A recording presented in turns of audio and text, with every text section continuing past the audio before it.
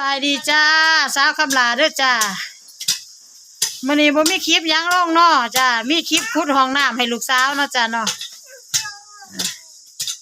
คลิปขุดห้องน้ำให้ลูกสาวเด้อจ้าสาวคำลาบ่ได้ไปไสเด้อจ้าอยู่แต่บ้านจ้าประมาณนี้จ้า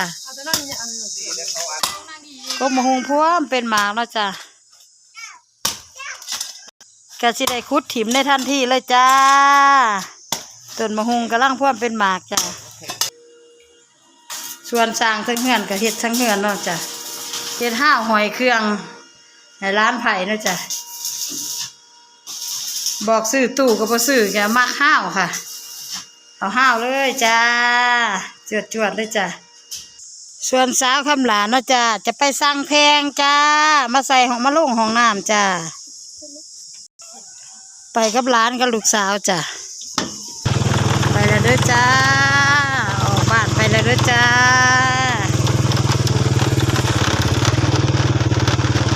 ไปเลยจ้านี่คือทางไปห่านนะจ้าสาวกับหลานที่พาไปห่านก็สร้างนะจ้าเพื่อสั่งแพงมาลงห้องน้ำให้ลูกสาวนะจ้าจากบ้านสาวหลาไปหาห่านนอกกับใกล้นะจ้าประมาณ600-700 โล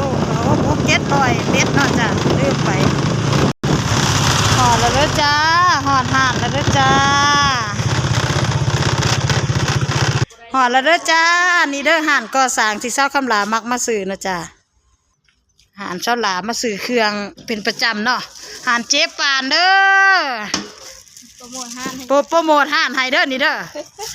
ห่านขายเครื่องก่อสร้างค้าประจำเช้าคำลาจ้าสักคำลาสิกลับบ้านแล้วจ้า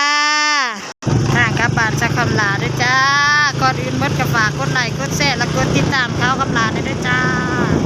โอเคบ๊ายบายจ้า